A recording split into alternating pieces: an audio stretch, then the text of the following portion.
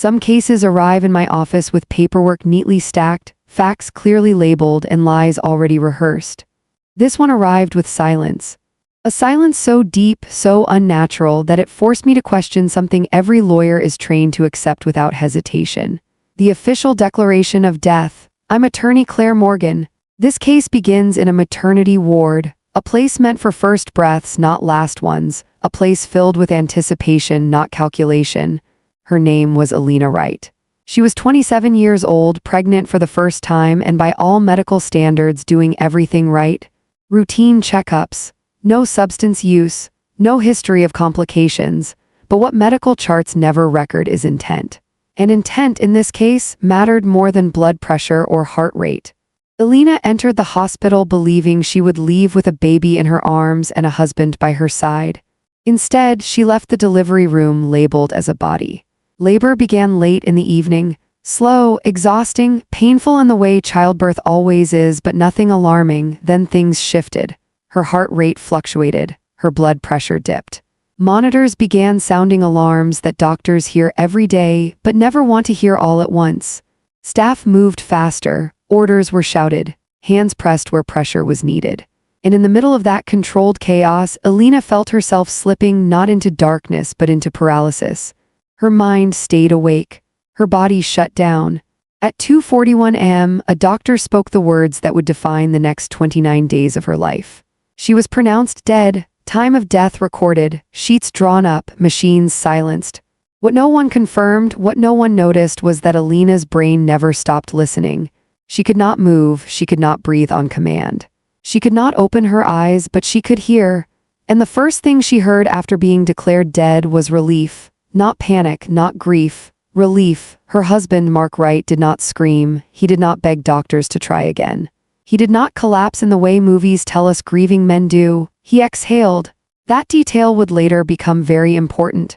Nurses moved with efficiency, not suspicion. Death during childbirth, while rare, is not unheard of. No one questions a quiet husband. No one questions a calm mother-in-law, and Elena's mother-in-law was very calm. She began making phone calls almost immediately, not to family, not to friends. To people who asked questions about assets, not emotions. Elena lay there motionless while conversations happened above her like she was already gone. Doctors confirmed the babies were alive. Yes, babies, plural, twins. That word changed the air in the room. For most families, twins bring shock followed by joy. In this room, the reaction was different. There was a pause, a long one, then footsteps approached Elena's bed. Another woman entered the room, not a nurse. Not family. She did not whisper like someone standing beside the dead. She spoke freely, comfortably. Elena recognized her voice instantly. The woman her husband said was just a coworker. The woman whose name appeared in text messages Mark claimed were harmless. The woman who now stood beside Elena's lifeless body without fear. The mistress. Elena heard her laugh softly, not cruelly, casually, like someone celebrating the removal of an obstacle. Hands brushed Elena's hair, not tenderly. Possessively, plans began forming out loud. Insurance policies were mentioned, property discussed, timelines evaluated. The word funeral came up before the word why, and then the conversation turned colder. 2 babies were a complication. 2 babies required explanations. 2 babies meant divided attention. Elena's mother-in-law spoke next. Her voice was calm, measured, experienced. 1 baby could be managed, the other could be handled. Handled is not a medical term. Handled is not a family term. Handled is the word people use when they believe no one is listening. Elena listened. Inside her body, panic surged, her heart raced, her thoughts screamed. But her body remained still. And in that stillness, something terrifying became clear. Everyone in that room believed she was gone. And because of that, they felt safe telling the truth. Elena spent the rest of that night trapped inside herself, listening to people rearrange her life as if it were already finished. She learned that her husband had been planning an exit long before labor began. She learned that the mistress had been promised a future that required Elena's absence. She learned that her children were not seen as human beings, but as leverage. Morning came. Sunlight hit the hospital windows. And the woman declared dead was wheeled into a private room not to recover but to wait. Officially, unofficially, She waited while her husband signed papers, while her mother-in-law asked questions about custody laws. While the mistress visited freely, and through all of it, Elena's mind stayed awake. She memorized voices. She noted dates. She counted footsteps. Because somewhere in that paralysis, a single thought formed, quiet, focused, unbreakable. If I wake up, I will remember everything. This case is not about a woman who almost died. It is about a woman who was erased while breathing. And this was only the beginning. There is a dangerous myth surrounding comas. People believe they are empty spaces, blackouts, a pause button on consciousness. This case shattered that myth completely because Elena Wright was not absent. She was present for every decision made over her body, her children, and her future while being completely unable to intervene. After she was declared dead, her body did not leave the hospital. It stayed. Officially, it was a delay caused by paperwork inconsistencies. Unofficially, it was because something about her condition made the staff uneasy. Her skin stayed warm. Her chest still moved faintly. Her vitals hovered in a range that did not fully align with death. So instead of a morgue, Elena was placed in a quiet private room, isolated, monitored, and largely ignored. And in that room, the truth began to surface. The first full day passed with little noise. Machines hummed. Footsteps echoed down the hallway. Nurses checked vitals without speaking to her. Then, by evening, the visitors began to come more freely. Her husband arrived first. He stood beside the bed not as a grieving man, but as someone waiting for confirmation that a problem had been solved. Elena sensed him close. She felt the shift in air when he leaned in. She felt the mattress sink slightly under his weight. What she did not feel was sorrow. There was no trembling in his breath, no hesitation in his movements, no reverence for the woman he had married. Instead, there was impatience. He spoke about logistics, about how long this process would take, about when he could leave. He spoke about the babies. Doctors had informed him that both children were stable, healthy, alive. For a brief moment, Elena's mind clung to that fact like oxygen. Her children were alive, but that relief was quickly poisoned. Because in Mark Wright's tone, the news did not bring joy, it brought inconvenience. 2 infants required planning, 2 infants complicated timelines, 2 infants meant legal exposure. And that is when the second presence returned. The woman Elena had only known as a shadow before.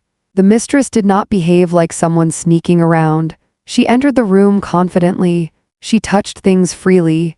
She sat where Elena should have sat. Elena recognized her scent before anything else. Perfume she had smelled on Mark's clothes months earlier. The smell that had made her question her instincts and then dismiss them. Now that instinct screamed. The mistress spoke openly about the future, about moving in, about names for the baby they planned to keep. They spoke as if Elena had never existed, as if she were not lying inches away, hearing every word. What followed over the next several days was not a single conversation, but a pattern. A routine. The mistress visited daily. The mother-in-law visited twice as often. Mark floated between them, never fully committing to grief, never fully celebrating. Elena listened. She learned that the affair had started long before pregnancy, that the baby announcement had not ended it, that the pregnancy had been viewed as an obstacle, not a blessing. And then she learned something worse. Her mother-in-law had been preparing for this moment, not the death, but the opportunity. Elena's mother-in-law was not reacting to tragedy. She was executing a contingency plan. She spoke about options in hushed tones, about private arrangements, about connections that didn't ask questions. One baby would be raised publicly. The other would disappear quietly. No adoption agencies, no legal trails, just money exchanged for silence. Elena's mind fractured under the weight of that realization. She could endure betrayal. She could endure infidelity. But this was something darker. This was intent. Intent formed in whispers beside a woman who could not scream. As days turned into a week, Elena's body began responding internally. Her heart rate spiked during certain visits. Her breathing changed when specific voices entered the room. Nurses noticed but misinterpreted it as reflex. No one considered that she was reacting emotionally, because the dead are not supposed to feel. But Elena felt everything. She felt fear unlike anything she had ever known, not fear for herself, but for the children she could not protect. She tried again and again to move, to twitch a finger, to open her mouth. Nothing. Her mind was a locked room with no key. And inside that room, she began doing the only thing she could do. She memorized. She memorized the cadence of voices, the exact phrasing of statements, the dates they mentioned, the order of visits. She counted the times her mother-in-law said the word handled. She noted the days the mistress held one baby longer than the other. She cataloged everything, because somewhere deep inside her, beneath terror and paralysis, something else was growing. Resolve. By the second week, the family grew bolder. They assumed Elena would never return, assumed silence was permanent. Plans escalated. Lawyers were discussed not for justice but for protection. Insurance claims were prepared. Statements rehearsed. They spoke freely in front of her bed, believing the only witness was a body. What they didn't know was that bodies remember. Memory does not require movement. Consciousness does not need permission. By day 15, Elena understood the full scope of betrayal. Her death had not been mourned. It had been leveraged. She was not a loss. She was a solution. And that knowledge hardened something inside her. She stopped fighting blindly. Stopped wasting energy on panic. Instead, she waited. She listened. She planned. Because even trapped in stillness, Elena had one advantage they did not. She knew the truth, and they believed it would never matter. By day 20, small changes began occurring. A twitch, a breath taken too deeply, a tear that escaped when no one was watching. Medical staff started paying attention. Tests were ordered, machines were adjusted. And in those quiet moments, when the room was empty, Elena focused on one thing only: staying alive long enough to be believed. This case is not just about betrayal. It is about what happens when evil grows comfortable. When cruelty assumes it has won. When people forget that silence does not equal absence. Because Elena Wright was not gone. She was gathering evidence. And soon they would realize the woman they buried was listening the entire time. By the third week, the people around Elena Wright stopped pretending. Grief has a lifespan when it is real, but when grief is performative, it expires quickly. By day 21, no one cried near her bed anymore. The flowers had wilted. The condolence cards were removed. The hospital room no longer resembled a place of loss, it resembled a waiting area. Elena lay motionless, but the energy in the room had changed. The people who believed she was gone had grown comfortable, and comfort breeds carelessness.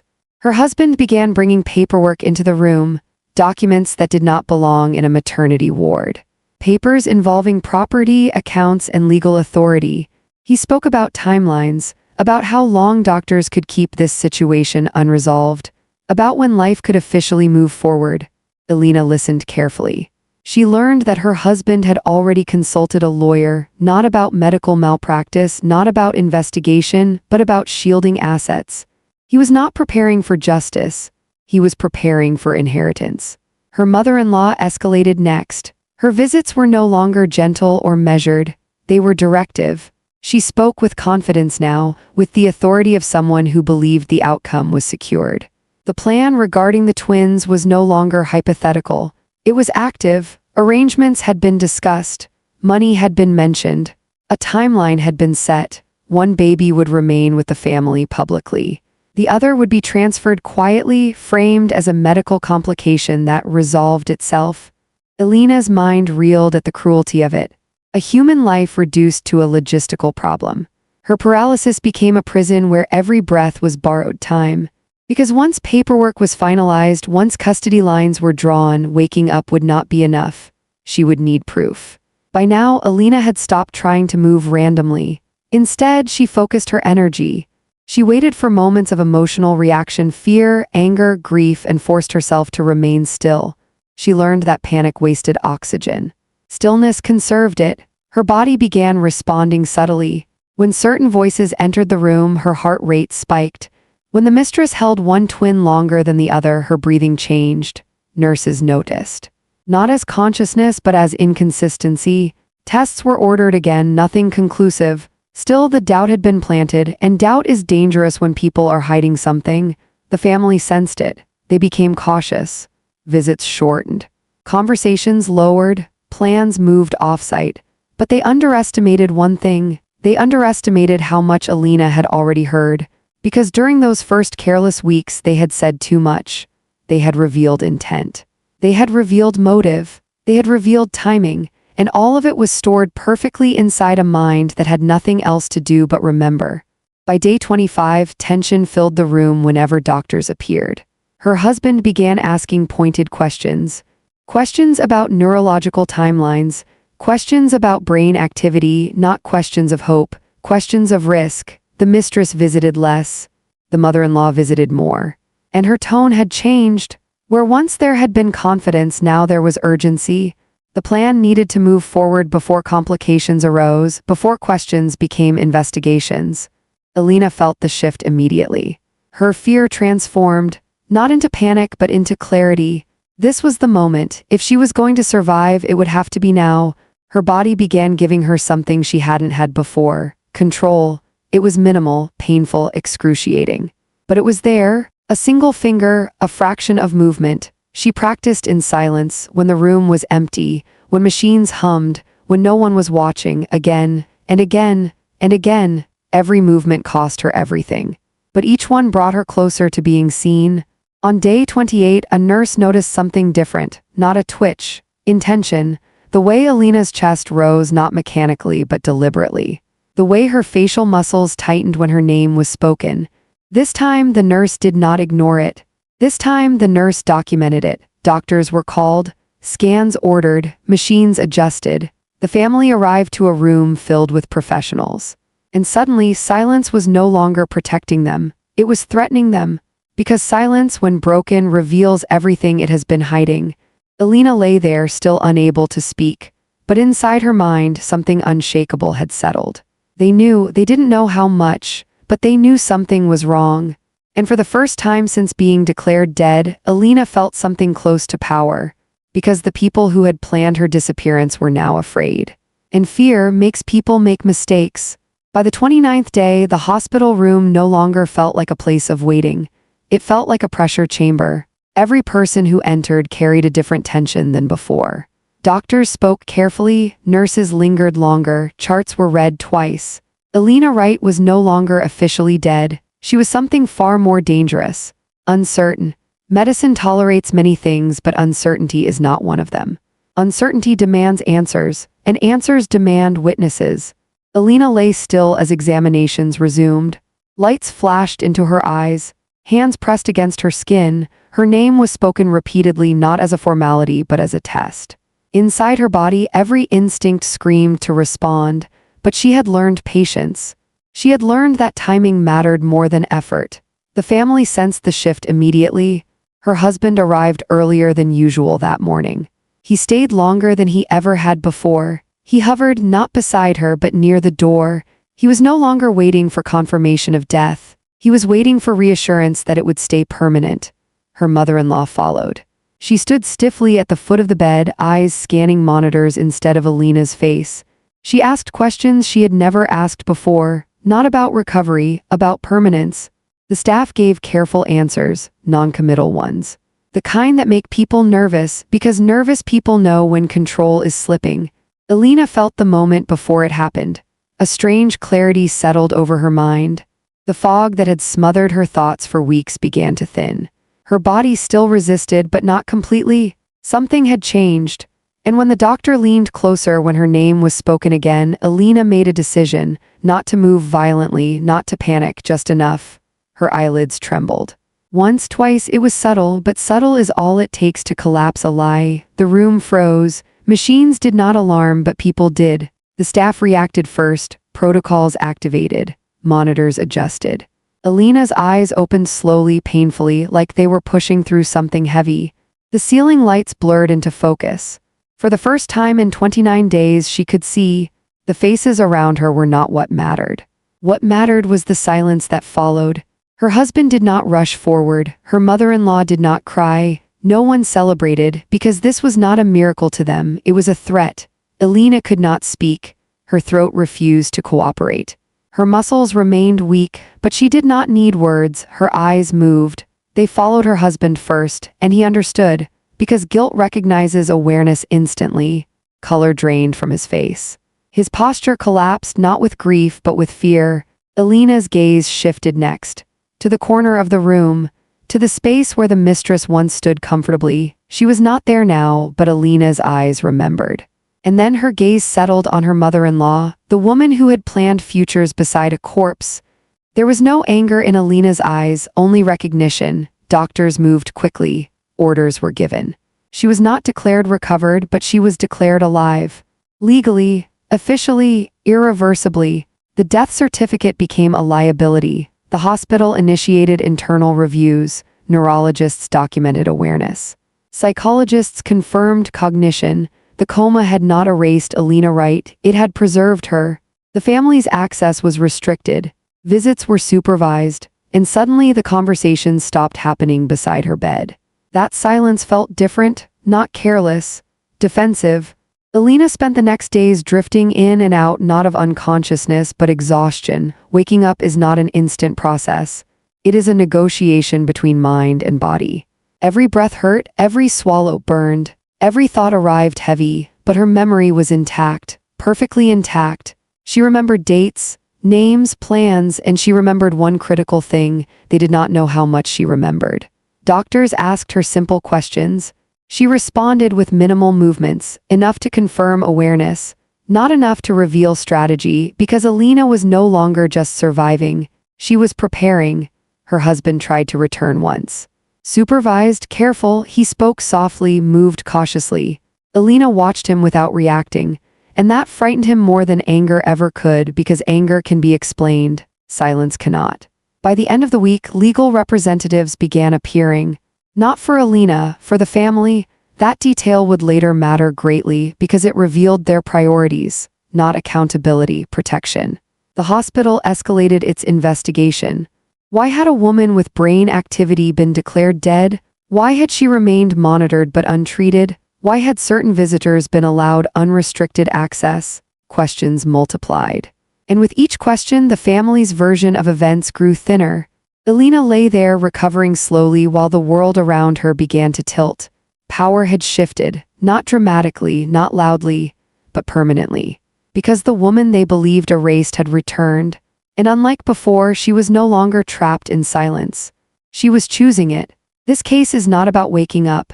It is about what happens after you wake up, when everyone realizes you heard the truth and they don't know what you'll do with it.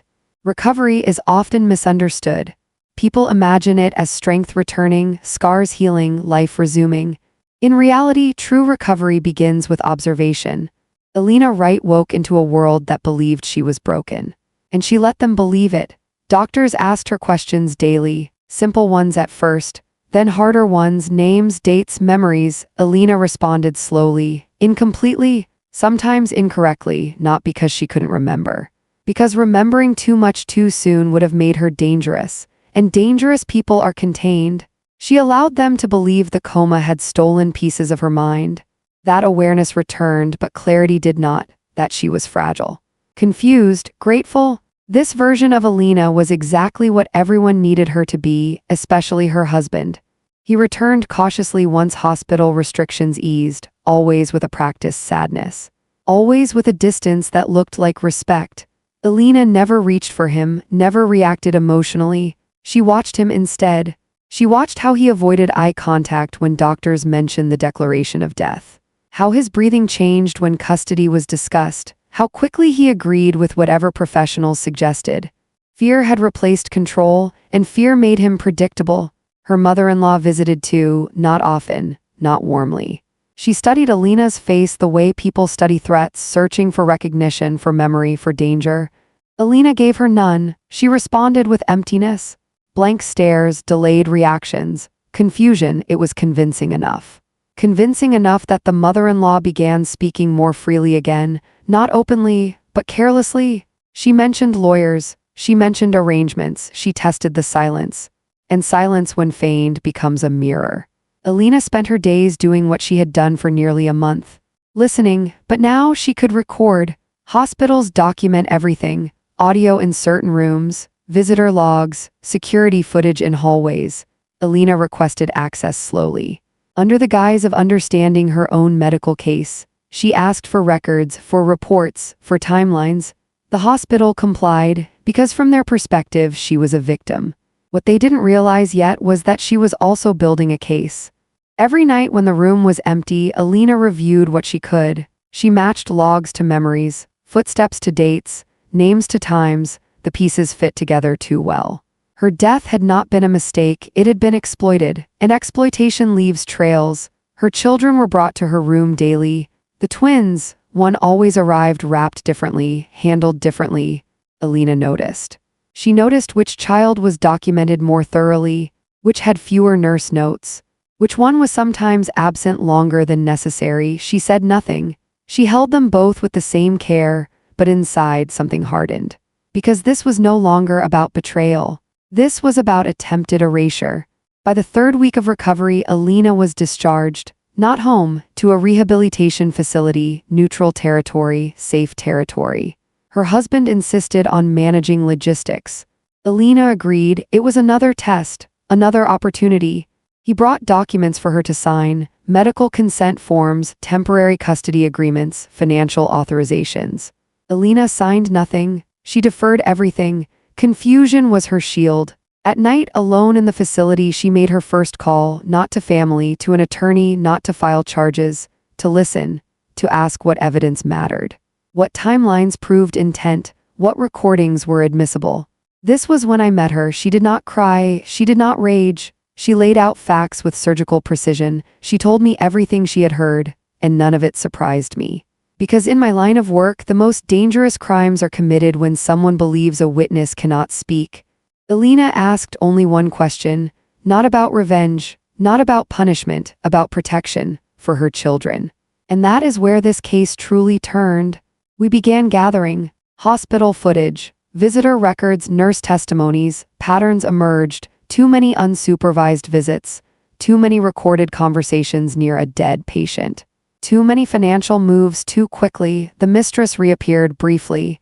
She believed Elena remembered nothing. She believed the past was buried. That belief would become her mistake, because Elena never forgot. She only waited. And waiting is how justice learns to breathe. This case was no longer about survival. It was about control, and Elena was quietly taking it back. The most effective traps do not announce themselves. They look like mercy. They feel like time passing. They convince the guilty that nothing is coming. Elena Wright understood this instinctively. She did not rush. Rushed justice is fragile. Patient justice is permanent. In the weeks following her transfer to rehabilitation, Elena appeared cooperative. She attended therapy sessions. She followed medical advice. She allowed her husband to manage visible logistics. From the outside, it looked like recovery. From the inside, it was preparation. Every day, new information arrived. Hospital compliance teams released internal reviews. Security departments provided archived footage. Medical staff submitted written statements. What emerged was not one catastrophic failure. It was a pattern of convenience.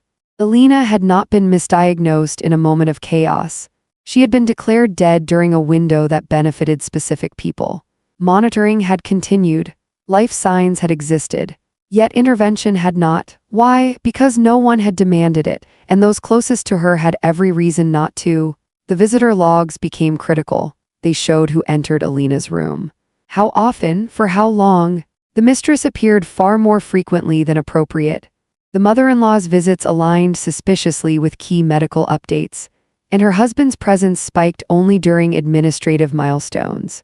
Insurance discussions, custody paperwork, asset management. Grief did not follow these patterns. Opportunity did. Elena listened as I explained what mattered legally. Intent, opportunity, benefit. This case had all three. But intent is not proven by emotion. It is proven by preparation, and the preparation was everywhere. Phone records revealed calls made immediately after the death declaration. Financial records showed early inquiries about policy payouts. Legal consultations occurred before funeral planning. Nothing about this behavior suggested shock. It suggested readiness. Still, Elena did not move yet. Because one piece was missing, confirmation. She needed them to say it again, not whispered beside a silent body, out loud, recorded, unaware, so she did something calculated. She invited them back into her life. Slowly. She allowed supervised visits at the rehabilitation center. She smiled occasionally. She asked neutral questions. She let them believe her confusion was permanent. The mistress took the bait first. She visited casually, confidently. She spoke as if the past were sealed. As if survival erased memory, Elena responded with politeness and distance. No confrontation, no emotion. That made the mistress careless. The mother-in-law followed. She began discussing arrangements again, not explicitly but indirectly.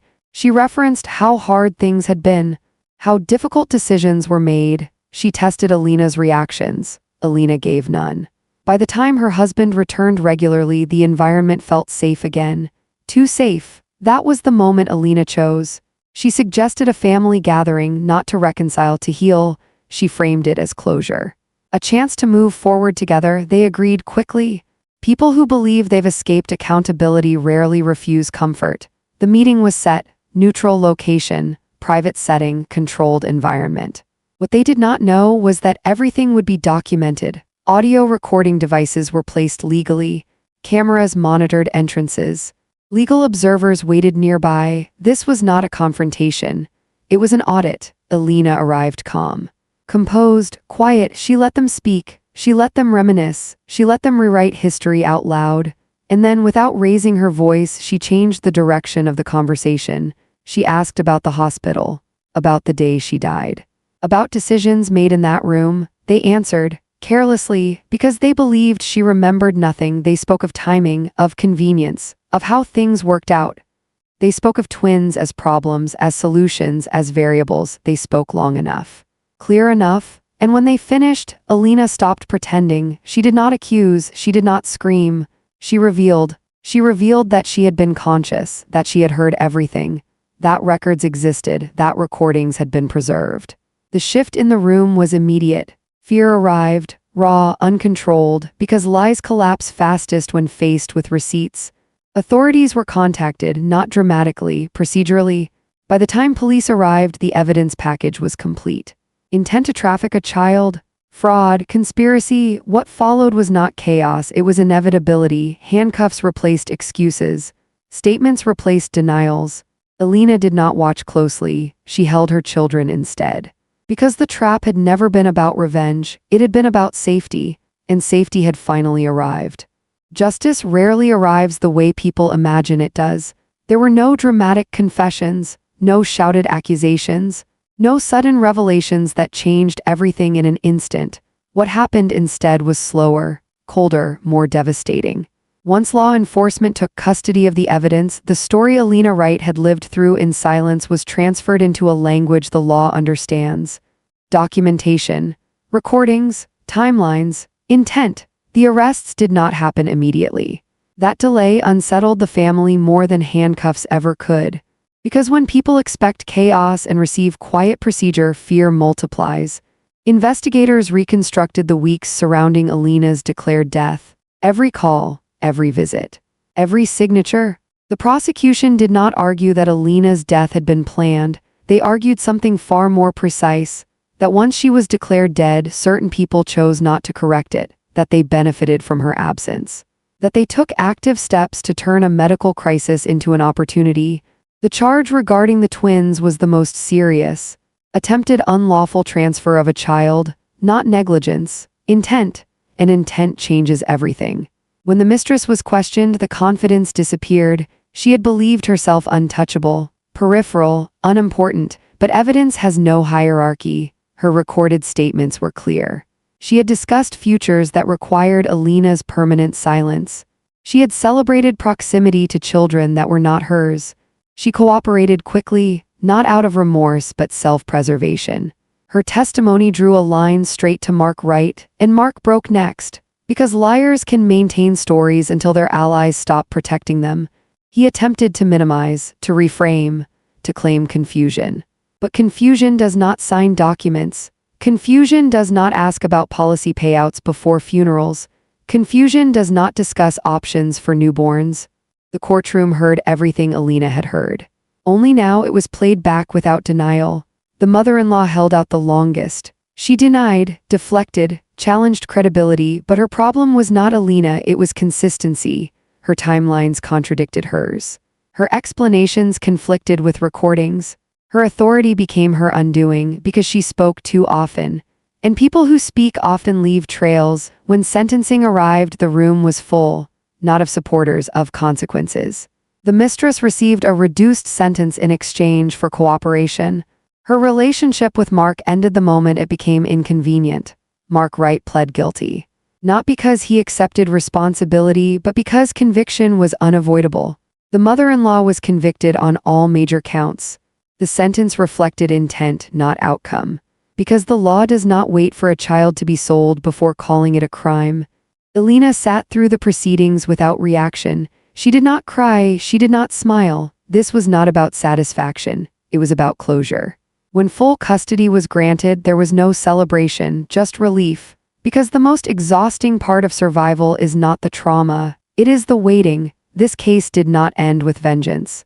It ended with separation. Permanent, legal, irreversible separation. The people who had planned Elena's disappearance were removed from her life entirely, not emotionally, legally, and that is the kind of ending that lasts. People often ask what happens after a case like this ends. They expect an answer shaped like victory, like celebration, like revenge fulfilled, but real endings are quieter than that. When the courtroom doors closed and the sentences were handed down, Elena Wright did not step into a new life overnight. She stepped into a long recovery, not from the coma, from betrayal. Because the hardest part of surviving is not waking up. It is learning to live in a world where the people who should have protected you tried to erase you instead. Elena left the rehabilitation center with her children and very little else. No family safety net, no familiar home, no illusions, only clarity. She moved quietly, changed routines, built a life that could not be accessed by the past. Her days became structured around stability, therapy appointments, medical follow-ups, childcare schedules. There were no dramatic milestones, just consistency. And consistency is what trauma fears most.